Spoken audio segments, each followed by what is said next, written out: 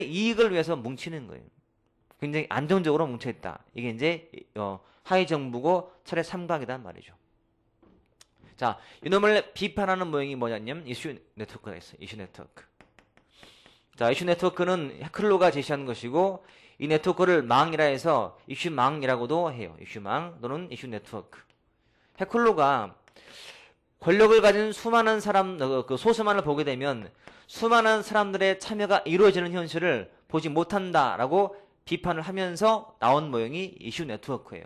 그러니까 이 하위 정부 모형에 대한 직접적 반발로 등장한 것이 바로 이슈망 또는 이슈 네트워크라고 부르고, 당연히 수많은 사람들의 참여자라는 말 자체가 이 이슈망에는 많은 사람들이 들어오고 나가는 게 자유로워요.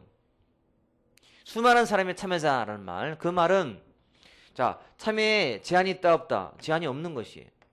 참여에는 제한이 아예 없고, 그 다음에 이들 간의 관계는 안정 불안정, 굉장히 불안정하죠. 들어오고 나가고 자유롭거든요. 따라서 굉장히 유동적이면서 유동적인, 그리고 자, 불안정한 관계라고 해요. 이 말도 별로 이렇게 어려운 거 없는 거죠. 그러면 자, 다시 보시면 이 이슈망 속에는 아무나 들어오고 아무나 나가기 때문에 교환할 자원을 가진 사람이 모두 다 아니면 교환할 자원을 가진 사람은 한정되어 있다. 한정됐다라고 봐요. 자, 이 망에 들어오는데 들어올 때 여러분 어떤 회원을 모집하는데 자격 조건이 없어요. 그냥 아무나 들어온다는 말은, 그 말은 뭔가 교환할 자원을 가진 사람도 있지만 없는 사람도 있는 거죠. 그러니까 이게 뭐 플러스가 있다면 마이너스가 있는 거죠. 뭐 가진 게 많은 사람도 있고 아예 없는 사람도 있는 거죠. 이런 식으로 이 망 속에는 아무나 들어오고 나가고 쉬워요.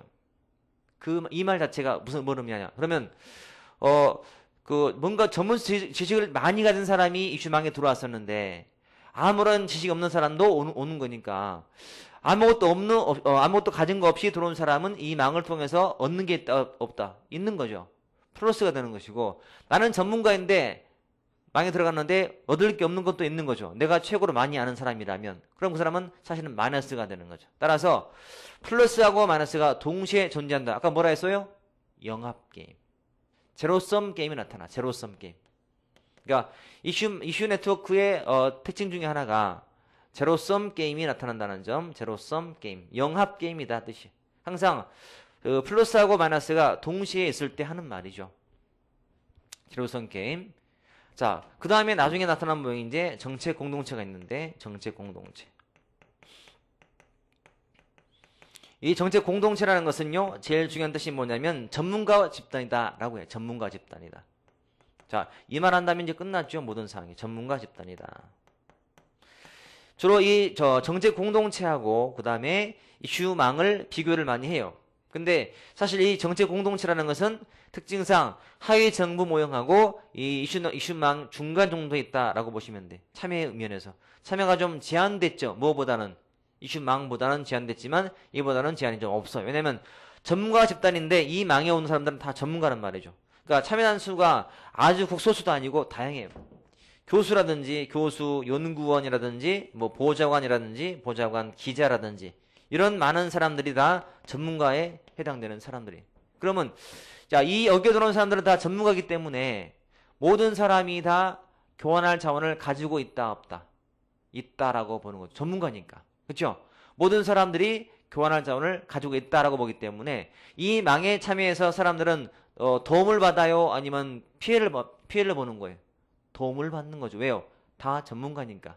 참여함으로써 플러스가 생기는 거니까. 그렇죠? 자, 이거를 보통 우리가 이렇게 불러요. 파지티브 썸 게임이다. 파지티브 또는 포지티브 썸 게임이 나타난다라고 불러요. 이 정책 공동체를 일컬어서. 특징상 나와요. 그리고 모든 사람이 교환할 자원을 가지고 있다는 말은 권력은 균형 불균형? 균형. 이놈은 권력은 균형 불균형? 불균형이라고 불러요. 가진 자와 없는 자가 동시에 있다. 그렇게 이해하시면 돼요.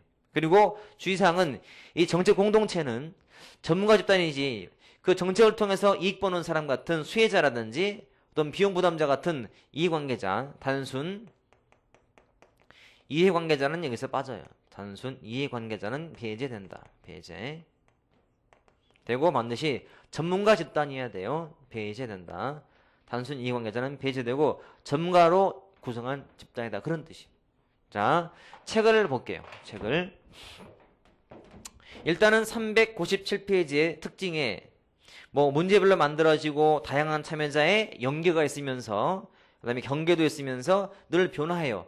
모든 제도가 변화하지 고정된 건 없어요. 가변적 현상이다. 그리고 첫째 모형이 차례 삼각이죠. 소수의 관료, 상임위원회, 이 집단 등이 참여한다는 거 넘겨보시면요. 특징의 3번을 보시면 3번을 보시면 일단은 참여하는 사람은 소수이며 그 다음에 갈등은 없으며 안정성과 자율성이 높다라고 해요. 됐죠? 자, 정책 공동체는 영국 등에서 1번 밑줄, 영국 등에서 정당과 의회 중심으로 정책을 파악했던 한계를 비판하면서 나온 모양이다. 그래서 3번에 대학 교수, 연구원, 공무원, 보좌관, 신문기자 같은 전문가로 구성된다는 거, 단순한 이해관계자는 배제된다. 까지 아시면 되고, 특징 봤더니 참여가 좀 제한됐죠? 뭐보다? 이슈망보다는.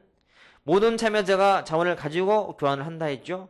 따라서 권력은 균형이죠? 이렇게. 그래서 6번처럼 이 포지티브 썸 게임이 나타난다는 거, 다 사람들이 뭐 이기고 지자가 아니야. 다 여기 있음으로써 다 승자가 돼요. 다 플러스가 된다.